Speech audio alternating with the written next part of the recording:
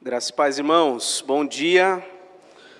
Ontem, reverendo Edivaldo escreveu para mim: Deus abençoe sua palestra amanhã. Aí ele escreveu assim: o melhor palestrante dos 4, kkk. Aí eu disse para ele: kkk mesmo. Uma alegria para mim estar com vocês hoje, poder estrear, né, inaugurar a 16º Congresso da EBD. Sempre que eu posso, eu escolho a primeira participação, porque aí dá tempo, né, hábil do pessoal corrigir minhas heresias aqui, né, reverendo Edivaldo? Então, semana que vem, você já vai anotando, semana que vem você já faz a correção aqui, tá bom? Muito bem, meus irmãos, então virá o fim. O assunto geral do Congresso é escatologia.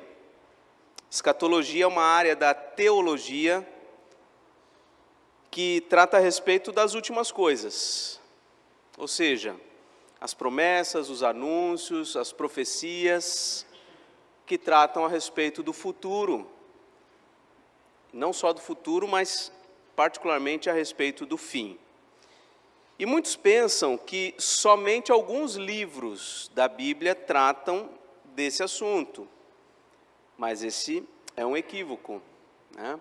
Muitos, quando pensam em escatologia ou a doutrina das últimas coisas, pensam imediatamente no livro de Apocalipse, pensam talvez no livro de Daniel, onde temos ali profecias muito evidentes a respeito das últimas coisas. Mas o que eu quero refletir com vocês é que, na realidade, esse assunto permeia toda a Bíblia. Toda a Bíblia. Desde o livro de Gênesis, nós somos expostos a uma perspectiva escatológica. E essa primeira palestra vai tratar fundamentalmente a respeito disso, dessa perspectiva escatológica, e vamos nos concentrar no início do fim, que é o tema específico, ok? Deixa eu ver se está funcionando isso, acho que ainda não, agora foi. Ok. Está no PDF ou está no PowerPoint? PowerPoint? Eu achei que eu tinha posto um por um ali, mas não foi, então. Esse é o esboço dessa palestra, tá? Então, em primeiro lugar, a gente vai falar sobre a perspectiva escatológica do Antigo Testamento. Depois a gente vai falar sobre quando começam os últimos dias. Depois, uma pincelada rápida sobre uma era por vir, que é o último dia. E ficou errado o número ali, né? O último ali é o número 4.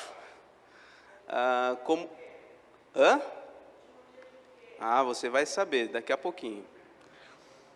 E como todo pastor, a gente quer sempre aplicar, né? A gente quer levar os ouvintes, né, a ações, a atitudes. Então, como viver nos últimos dias, ok? Então, vamos ao primeiro tópico, a perspectiva escatológica. Está aparecendo tudo de uma vez, a minha ideia era aparecer um por um, mas tranquilo. É bom que você já vai sabendo aí o que vem na sequência, tá? A perspectiva escatológica no Antigo Testamento, e eu tenho ali a indicação do versículo de Gênesis 3, versículo 15, que você com certeza sabe, já conhece de cabeça, que diz o seguinte: porém, inimizade entre ti e a mulher, entre a tua descendência e o seu descendente, este te ferirá a cabeça, e tu lhe ferirás o calcanhar. Vamos lá. A mensagem de coisas futuras, começa desde o começo de Gênesis. Nós temos no capítulo 1 a criação do mundo, o que Deus fez em cada um dos dias da criação. Vemos no capítulo 2 a continuação dessa narrativa, a criação do homem, da mulher. E no capítulo 3 nós vemos a trágica queda da raça humana. Deus estabeleceu um pacto inicial em que dependia da obediência pessoal perfeita dos nossos primeiros pais, para que eles garantissem a vida eterna que eles tinham. Mas eles poderiam cair em pecado e perder a sua integridade moral e também perder a sua eternidade. Eles iriam morrer. E é o que acontece então no capítulo 3, eles desobedecem à lei de Deus, e isso então traz consequências graves.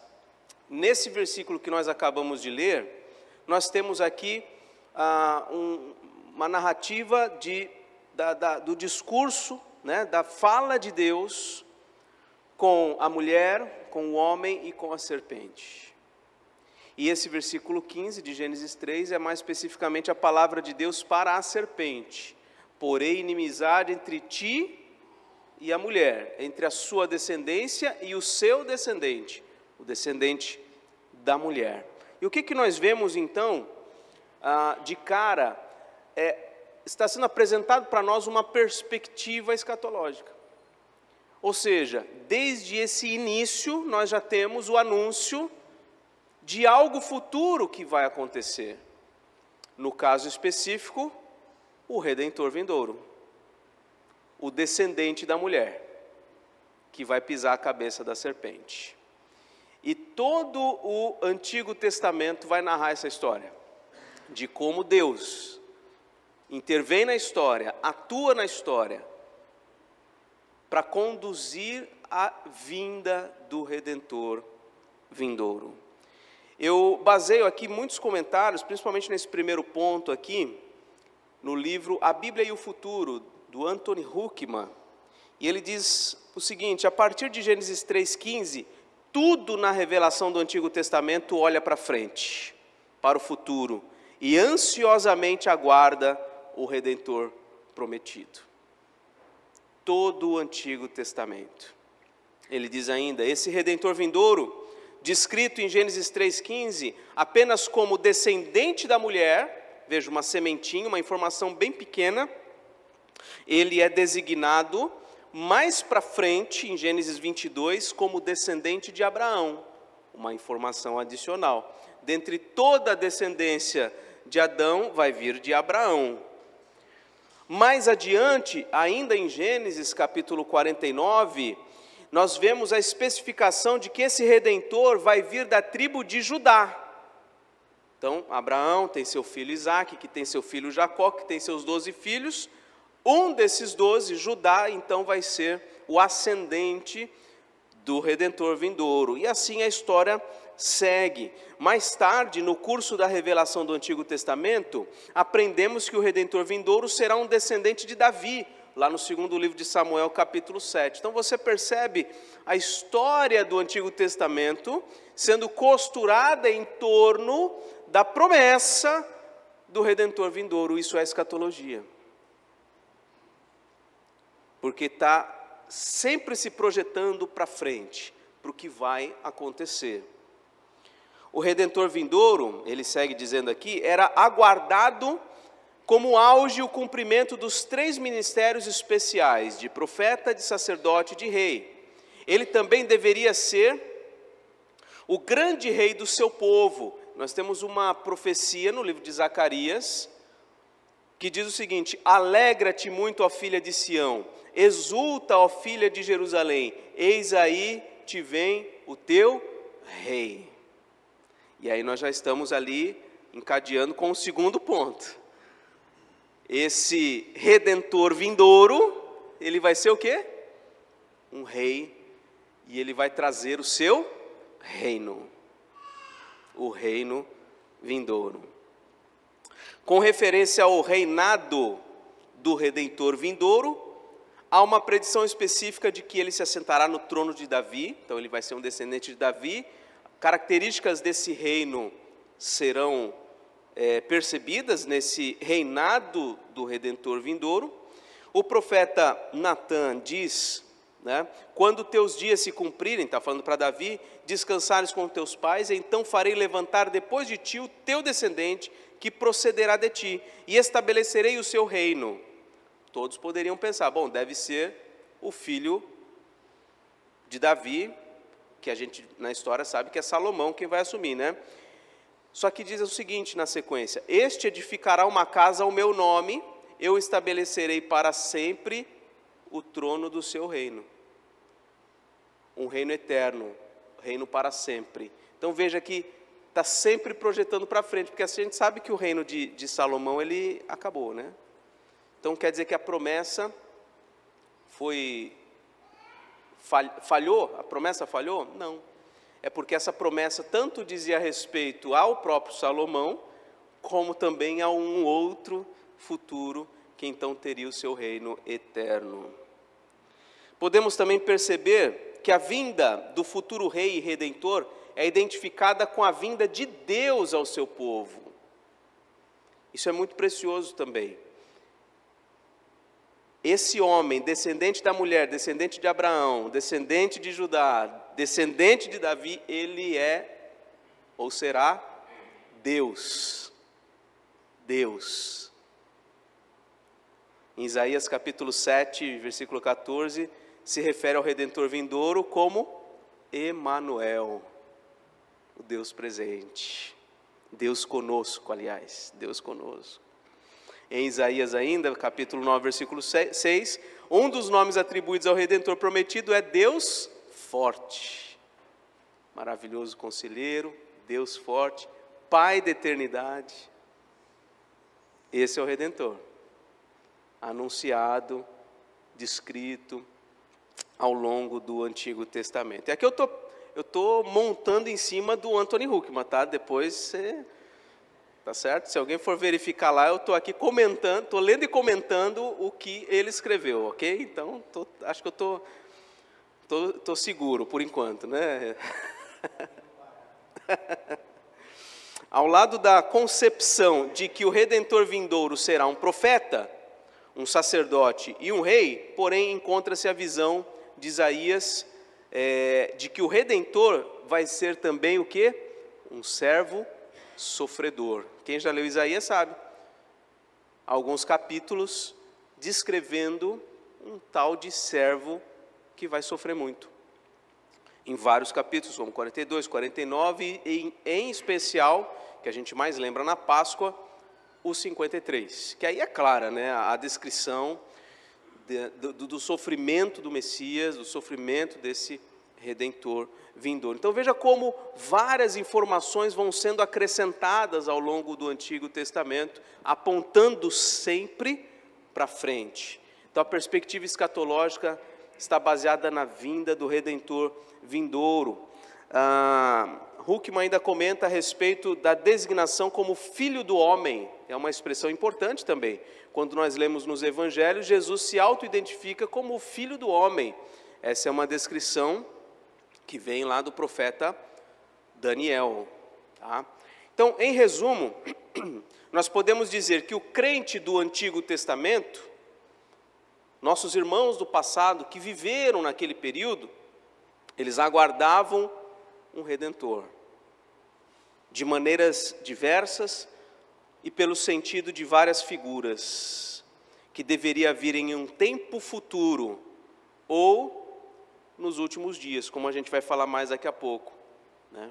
Os últimos dias é o dia que vai chegar o Redentor vindouro para redimir o seu povo. Então, esse é o primeiro ponto. Os demais, do 2 ao 7, eu serei um pouco mais breve, tá certo? Mas é importante a gente perceber que, além da ideia de um Redentor vindouro, nós temos outras ideias, outros elementos, outros conceitos que são anunciados como coisas futuras no Antigo Testamento. Já falei um pouco do reino, especificamente, vamos ler lá em Daniel, capítulo 7.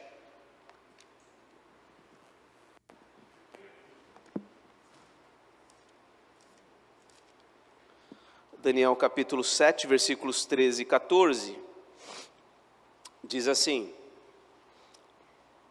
Eu estava olhando nas minhas visões da noite, e eis que vinha com as nuvens do céu um como o filho do homem, olha aí o filho do homem, e dirigiu-se ao ancião de dias, e o fizeram chegar até ele. Foi-lhe dado o quê? Domínio, glória e o reino, para que todos os povos, nações e homens de todas as línguas os servissem. O seu domínio é domínio eterno, que não passará, e o seu reino jamais será destruído.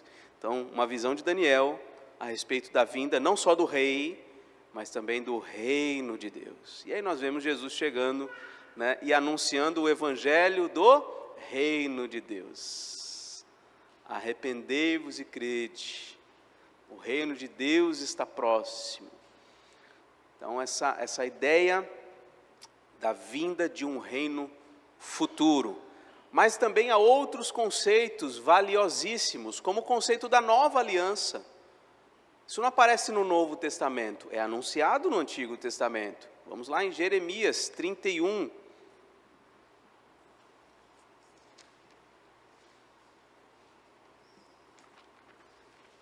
Jeremias 31, versículos 31 e 32.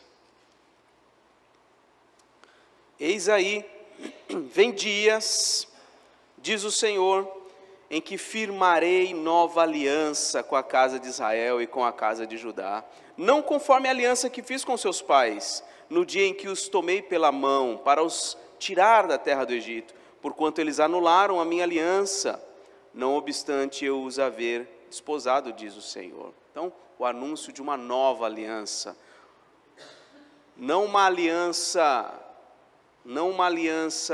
com base nas obras, mas uma aliança com base na graça de Deus, né? Então, o conceito de nova aliança, o Novo Testamento vai indicar, vai apontar para Jesus como o mediador da nova aliança. Puxa, eu estava precisando mesmo. Tranquilo. Obrigado. O mediador da nova aliança. Quando Jesus ministra a ceia do Senhor, aliás,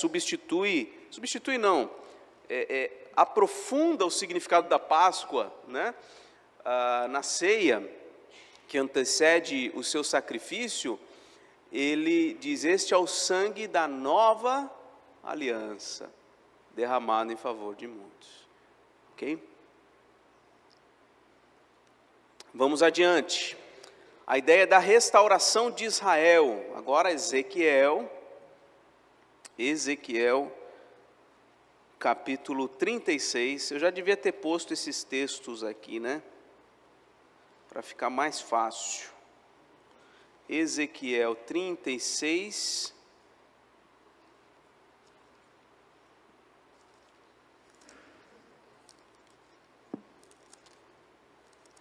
Versículos 24 a 28, diz assim: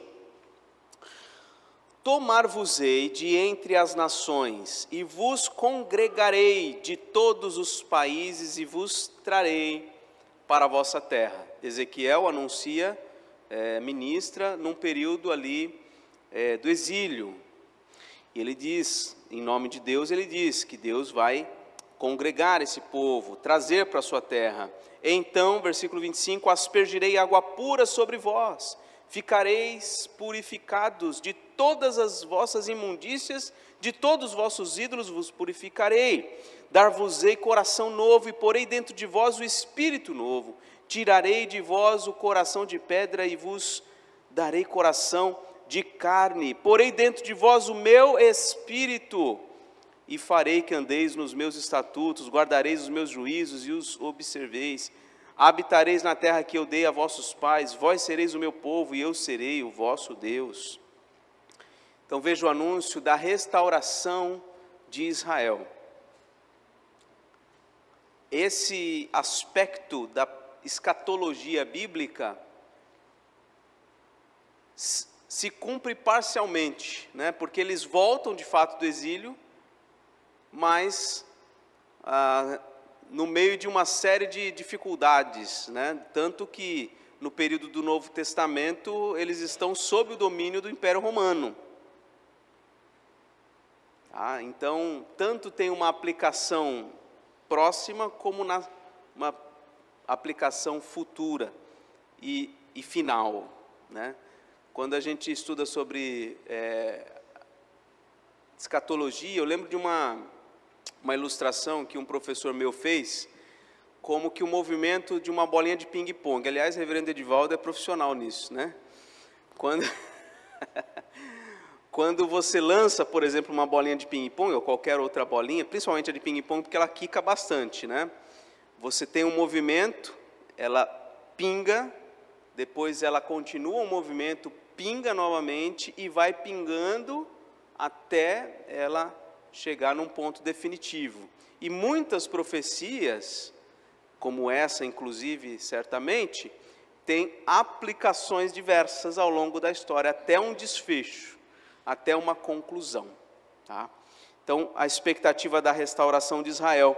Quando Jesus sobe aos céus, diz o livro de Atos, lá no comecinho, perguntam, será este o tempo em que o reino será devolvido a Israel, né? Alguma expressão assim, não estou lembrado exatamente agora.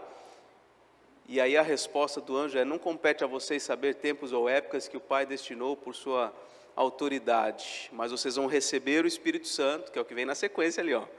Vocês vão receber o Espírito Santo, ao descer sobre vocês o Espírito Santo, vocês vão ter poder para testemunhar em todo o canto do mundo.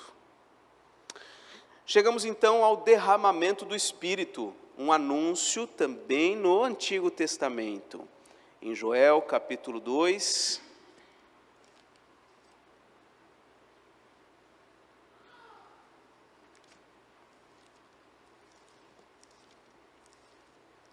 Joel capítulo 2, versículos 28 e 29,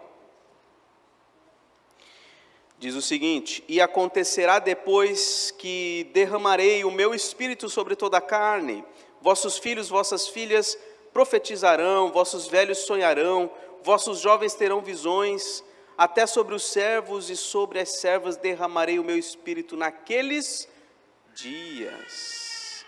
Veja, esse anúncio do derramamento do Espírito, que de certa forma estava envolvido ali em Ezequiel 36, como a gente leu também, sobre derramar o Espírito Santo, isso vem a se cumprir quando?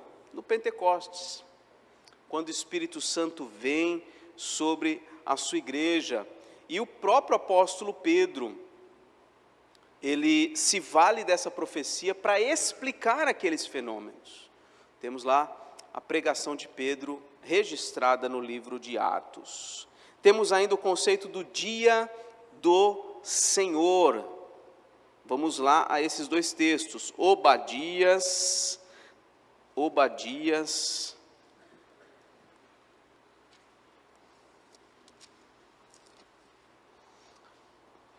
uma página antes de Jonas. Obadias, versículo 15 e 16. Porque o dia do Senhor está prestes a vir sobre todas as nações. Como tu fizeste, assim se fará contigo, o teu mal feito tornará sobre a tua cabeça. Porque como bebeste no meu santo monte, assim beberão de contínuo todas as nações, beberão, sorverão, e serão como se nunca tivessem sido. E assim segue a profecia. O ponto aí é a expectativa do dia do Senhor, a vinda do dia do Senhor. Isso é anunciado no Antigo Testamento. Em outras passagens, eu tomo apenas essas duas, de Obadias e de Isaías 13, para a gente tomar conhecimento e refletir brevemente sobre isso. Isaías 13, versículos 6 a 9, Isaías 13, de 6 a 9, diz o seguinte: Uivai, pois está perto o dia do Senhor, vem do Todo-Poderoso como assolação, pelo que todos os braços se tornarão frouxos, e o coração de todos os homens se derreterá. Assombrar-se-ão e apoderar-se-ão deles dores e ais, e terão contorções como a mulher parturiente, olharão atônitos uns para os outros, seu rosto se tornará rosto flamejante. Eis que vem o dia do Senhor, dia cruel, com ira e ardente furor, para converter a terra em assolação e dela destruir os pecadores. Então veja, a expectativa do dia do Senhor.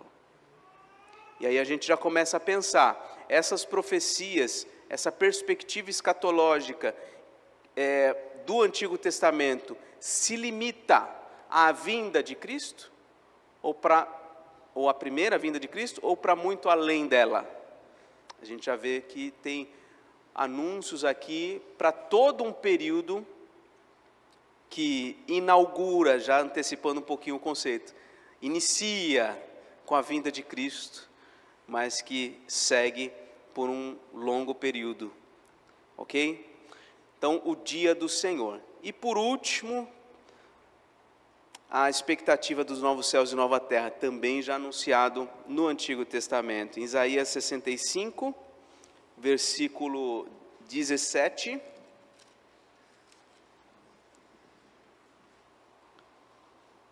Pois eis que crio novos céus e nova terra, e não haverá lembrança das coisas passadas, jamais haverá memória delas. Essa profecia, desenvolvida mais aqui por Isaías, ela é depois tratada também em Apocalipse, onde nós vemos no finalzinho da Bíblia, esse anúncio, essa expectativa da vinda do novo céu e da nova terra. Todas essas coisas, e aqui eu volto a ler e comentar um pouco Anthony Huckman, todas essas coisas são sinalizadas no horizonte da expectativa. E o crente do Antigo Testamento não tinha naturalmente uma ideia clara sobre como ou quando ela seria cumprida. Elas seriam cumpridas.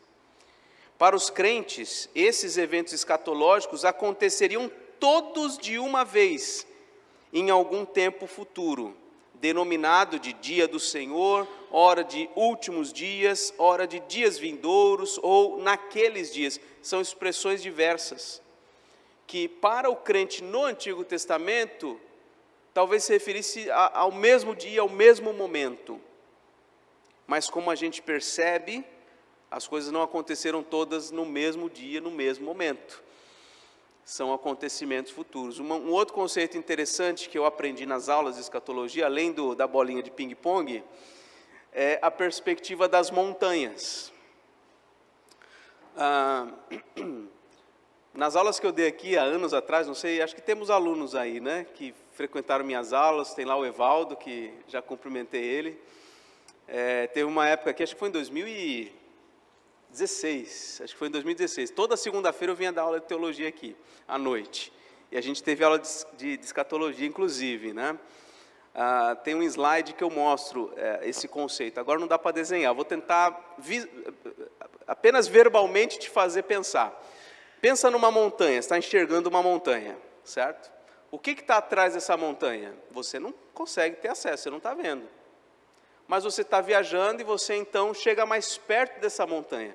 Quando você chega mais perto e você vê ela mais ou menos de lado, você percebe que, na verdade, aquela montanha esconde uma cadeia de montanhas. Outras montanhas escondidas atrás daquela.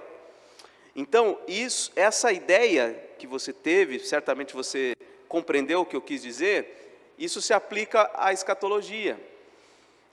Por quê? Para os crentes do Antigo Testamento, eles olhavam tudo como se fosse uma montanha.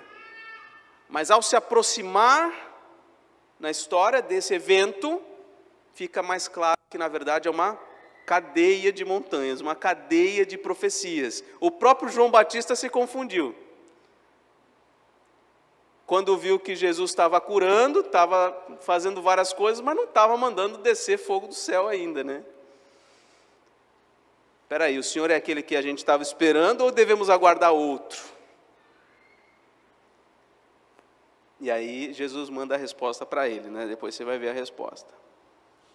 Então, com uma perspectiva caracteristicamente profética, os profetas do Antigo Testamento mesclam sinais relacionados à primeira vinda de Cristo com os sinais relacionados à segunda vinda de Cristo. Somente nos dias do Novo Testamento, chegando perto da montanha, seria revelado o que se cumpriria em 2 estágios, pelo menos 2. Aí o pelo menos 2 é a minha contribuição aqui, né? Ó a heresia, depois você corrige. A primeira e a segunda vinda de Jesus. Eu não acho que ele vai ter uma terceira, tá? Fica tranquilo, tá bom, reverendo?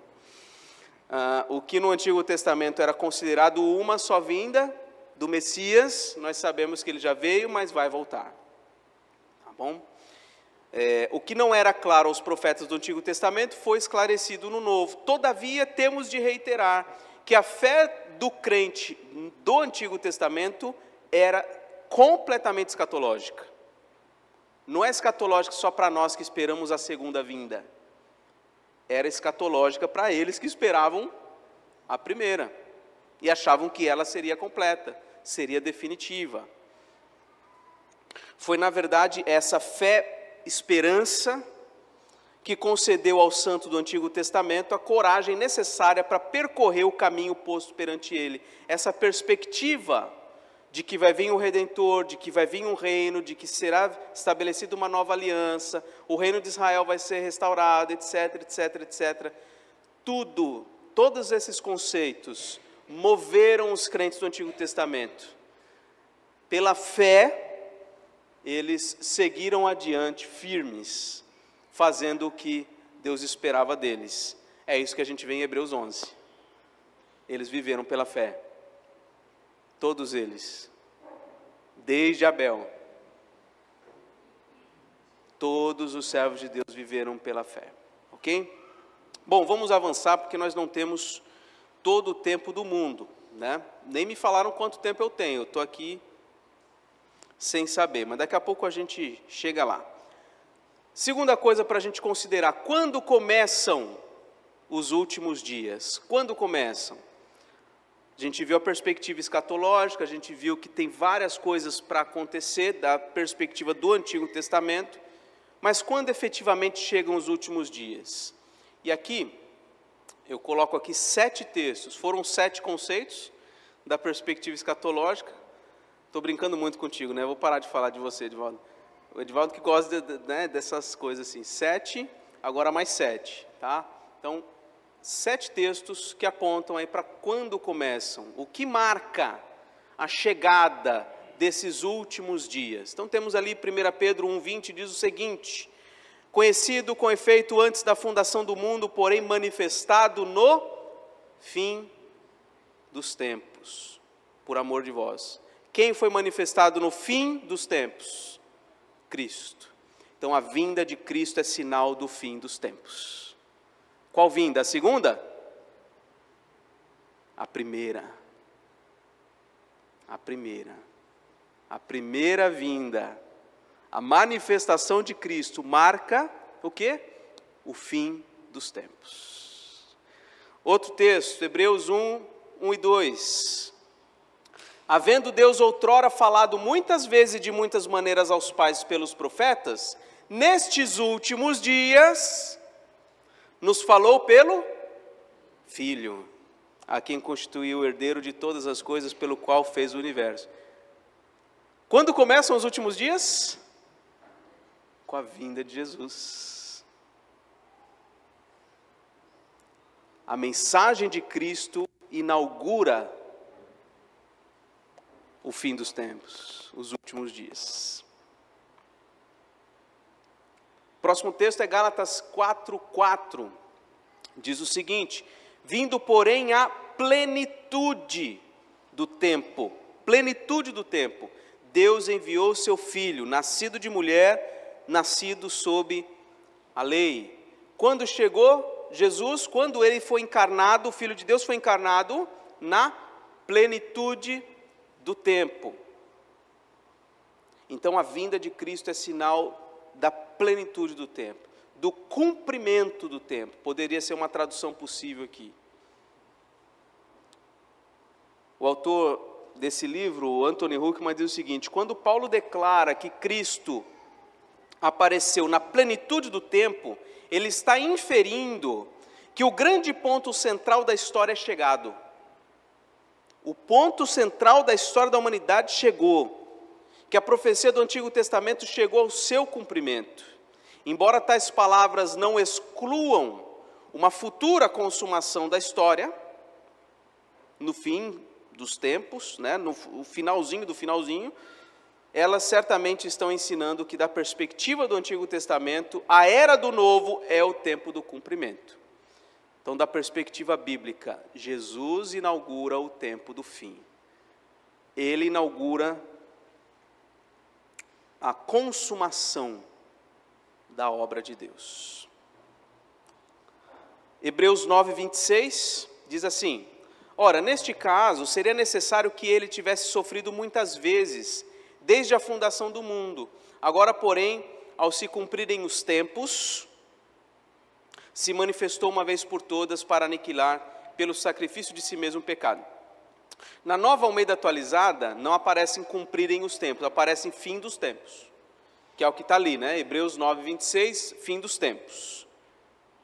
Então, ao se cumprirem os tempos, ou ao chegar o fim dos tempos, ele manifestou, uma vez por todas, ele se manifestou para aniquilar o pecado por meio do sacrifício de si mesmo. Ou seja, a vinda de Cristo, repetindo, todo o texto está falando a mesma coisa aqui, tá? A ênfase aqui é a mesma, não são coisas novas não. A vinda de Cristo, o seu sacrifício, inaugura o fim dos tempos. É para ficar bem claro aqui, para ninguém sair daqui com dúvida. Qual é o início do fim? Fala para mim. A vinda de Cristo. O início do fim, o cumprimento dos dias, os últimos dias, é na vinda de Jesus. E aqui, nesse versículo especificamente, o autor de Hebreus está comparando o papel provisório dos sacerdotes do Antigo Testamento, que faziam vários sacrifícios repetitivos, né? Ele está comparando isso aí com o surgimento de Cristo como cumprimento definitivo. O sacrifício que ele fez é definitivo, não precisará ter outro. Próximo texto, quinto texto, Atos 2,17. É aqui um versículo que foi inserido por Pedro, né, no seu discurso, o versículo lá de Joel 2, onde ele diz: e acontecerá nos últimos dias, diz o Senhor, que derramarei o meu espírito sobre toda a carne. Vossos filhos, vossas filhas profetizarão, vossos jovens terão visões, sonharão vossos velhos. Então veja, além da vinda de Cristo, como todos os textos do 1 até o 4, né, nós também temos um outro evento grandioso que marca os últimos dias. Que evento é esse? O Pentecostes, o derramamento do Espírito Santo. Ali começam os últimos dias. Naquela época, naquele período, começam os últimos dias. Quando Pedro cita essas palavras e as aplica a um evento recém-ocorrido, o que ele está dizendo de fato é: nós estamos nos últimos dias agora. Então, o primeiro sermão de Pedro, o primeiro sermão da igreja cristã é escatológico. Nós estamos nos últimos dias.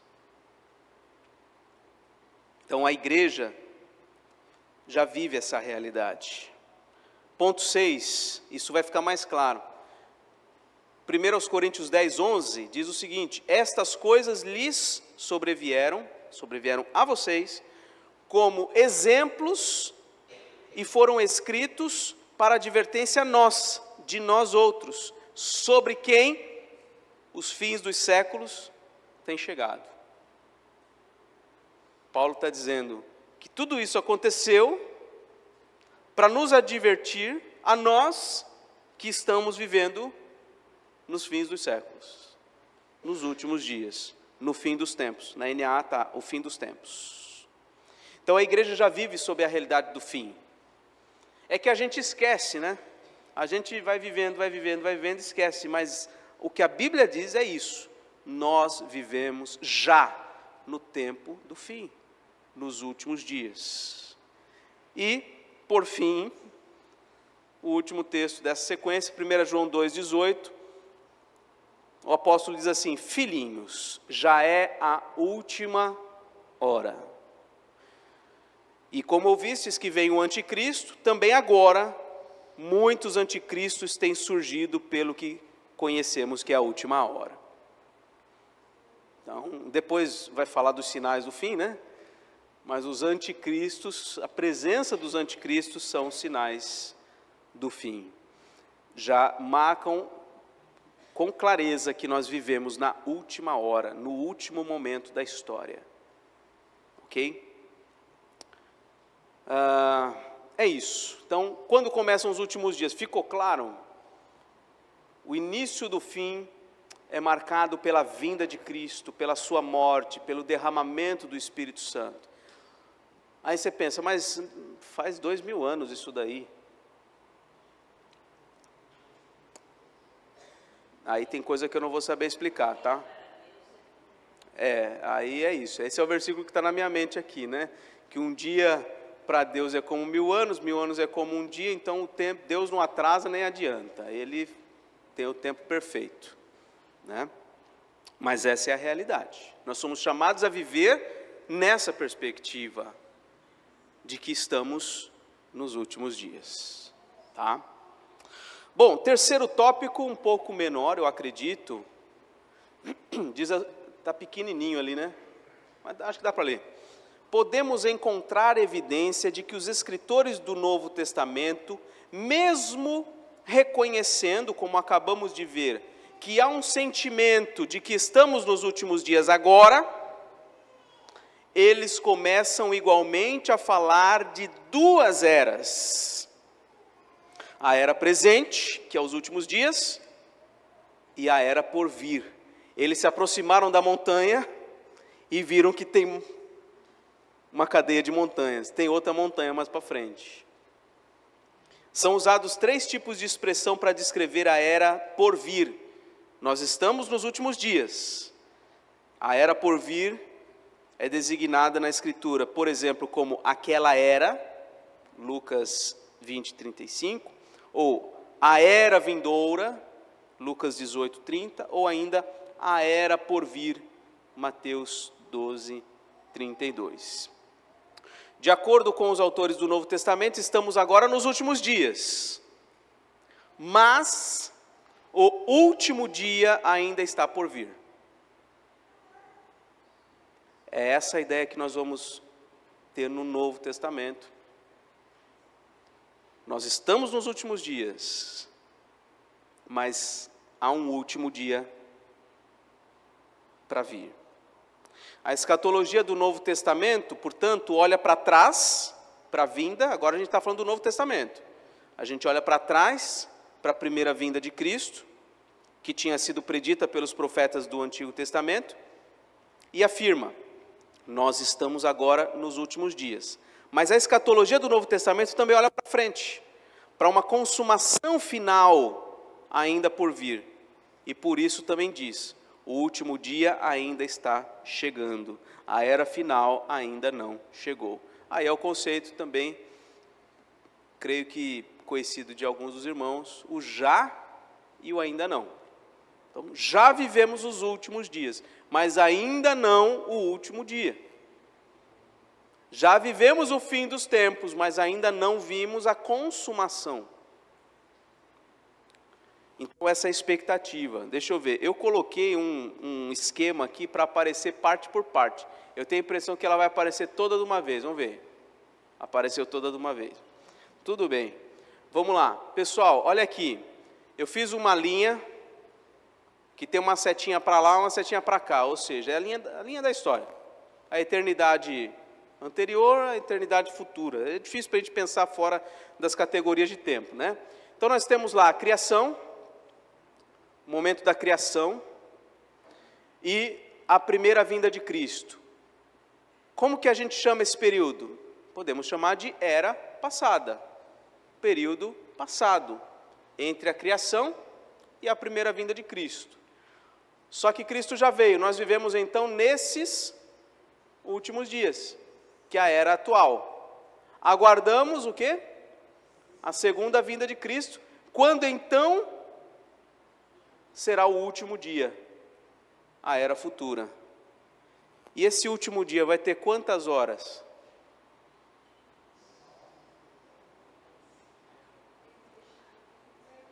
Vou jogar uma heresia aqui, tá? Para mim, o último dia é um dia eterno. É um dia que não vai ter fim. A era futura. Certo? Muito bem, agora vamos para o ponto 4, já chegando nos finalmente aqui da nossa reflexão. Como viver nos últimos dias? Como na prática a gente pode viver nessa expectativa do retorno de Jesus, da segunda vinda, do cumprimento das últimas profecias, que vocês ao longo do mês vão pensar bastante, vão aprender bastante sobre isso. Como viver agora, nesse período final da história? Em primeiro lugar, sabendo que Deus conduz a história conforme o seu decreto divino. A gente precisa ter consciência disso.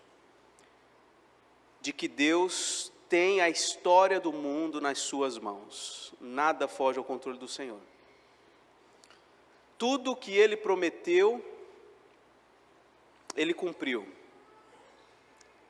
Se o que Ele prometeu até agora, nós já vimos vários cumprimentos, nós podemos ter certeza de que o que ainda falta ser cumprido, será cumprido. Podemos dar crédito a Deus pelo que já vimos dos cumprimentos das suas profecias? Podemos. Então creia nisso. Creia que Deus conduz a história. Conduz a história do mundo, conduz a história da sua vida.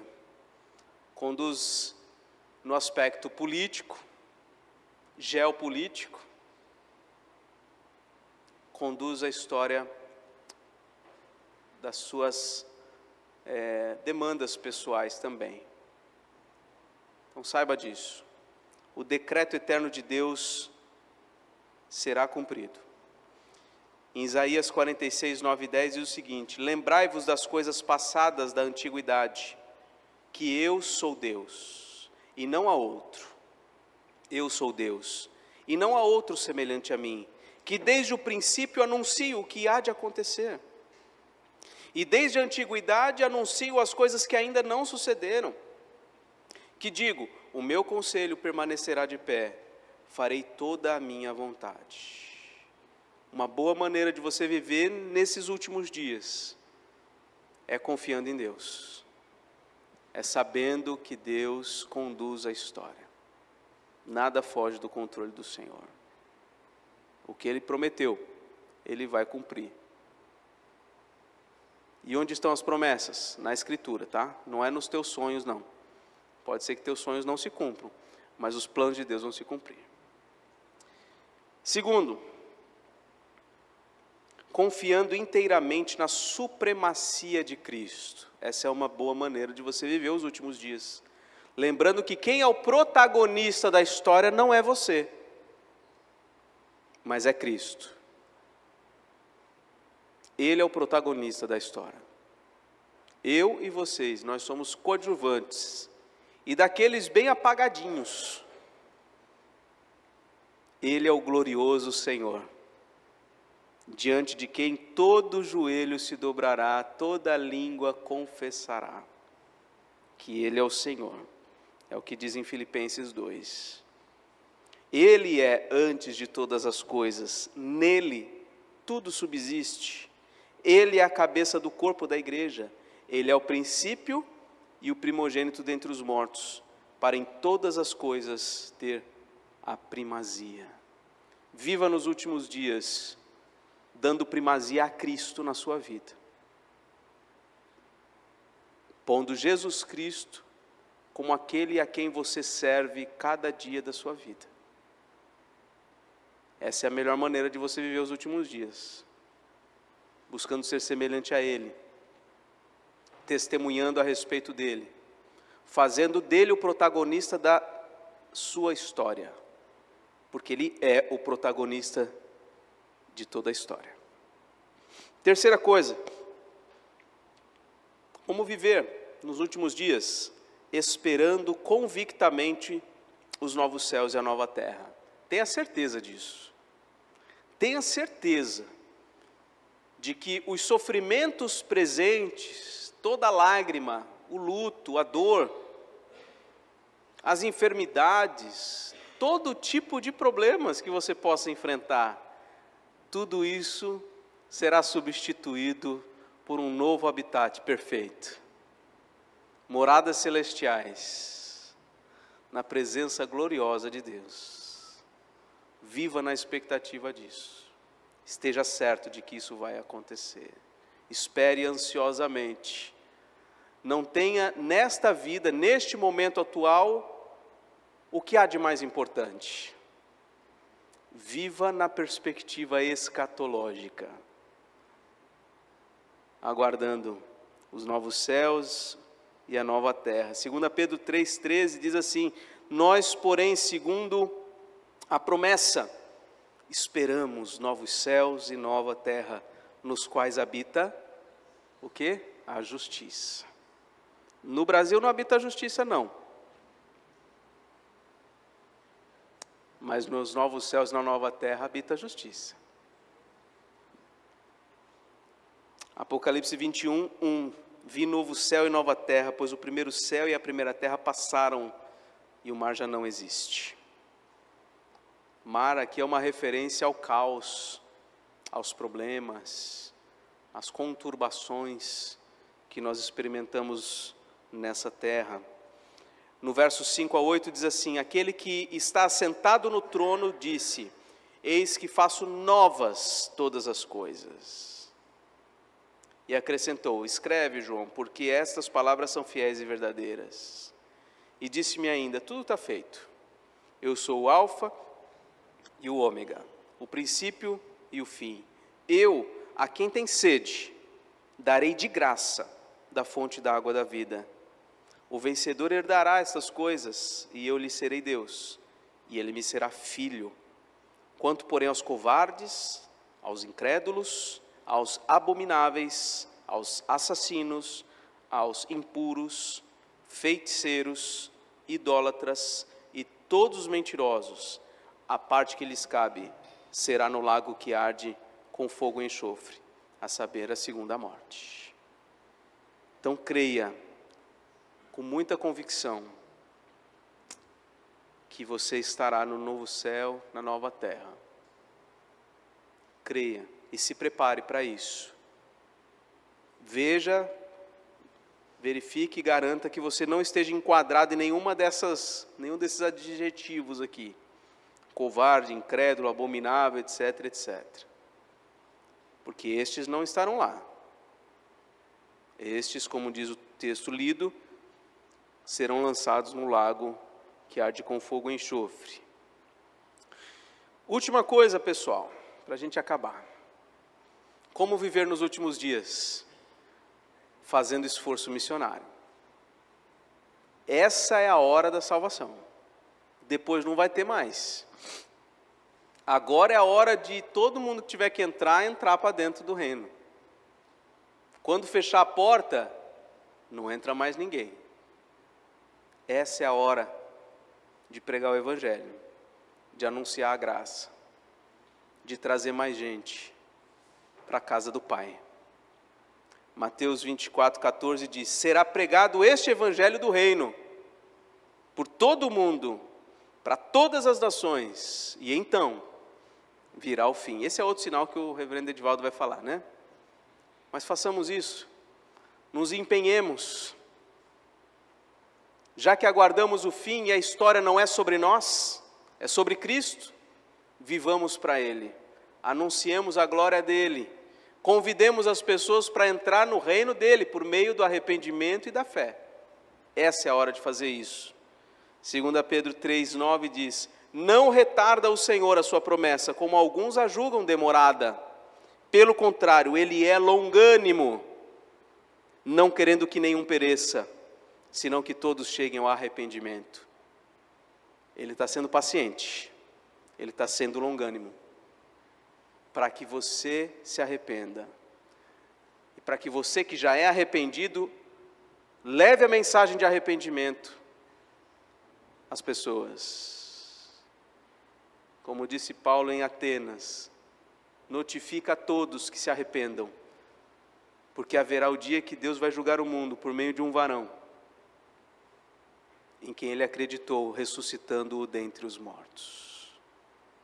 Então vivamos na expectativa desse dia final, enquanto vivemos os últimos dias,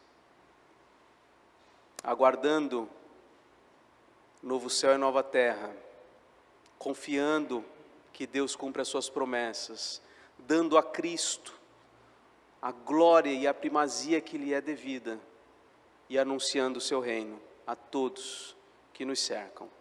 Que Deus nos abençoe.